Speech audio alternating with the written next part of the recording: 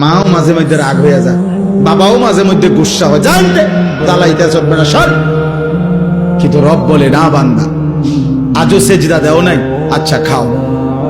বান্দা আজকে 365 দিন হইছে, একদিনও 5 ওয়াক্ত নামাজ পড়লা না, কি পরিমাণ গোসা উঠার কথা, কি পরিমাণ রাগ হওয়ার কথা।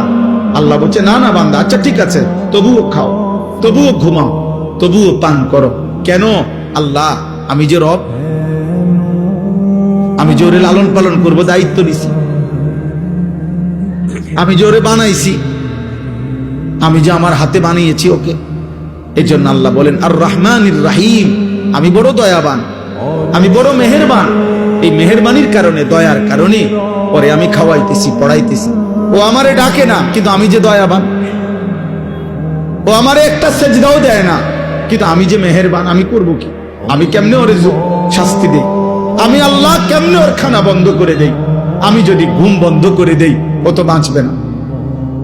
ও আমি যদি তার পেশাবের সার্কুলেশন বন্ধ করে দেই, পেশাবটাও যদি ঠিক মতো বাহির না হয়, ও তো বাঁচবে না।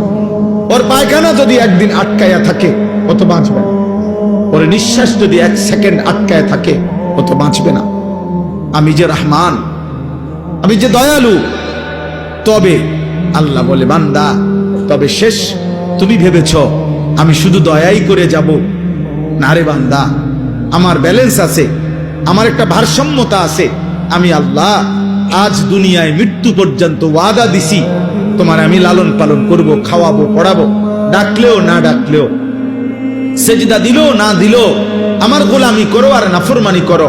তবে মালিক ইয়াউমিদ্দিন, মনে রাখবা আমি কিন্তু বিচার দিবসের মালিক, আমি বাদশাহ, আমি রাজাধিরাজ, আমি জব্বার, আমি কাহ্হার। আজ দুনিয়ায় আমি যা দিয়েছি, খোদার কসম আল্লাহ বলছে বান্দা, তার সব কিছুর চুল চেরা, বিন্দু বিন্দু, জাররা জাররা হিসাব আবার আখিরাতে আমি নেব। আমার একটা একটা নিঃশ্বাস, এক এক ঢোক পানি, এক একটা চোখের পলক, একটা একটা লোকমা আমি হিসাব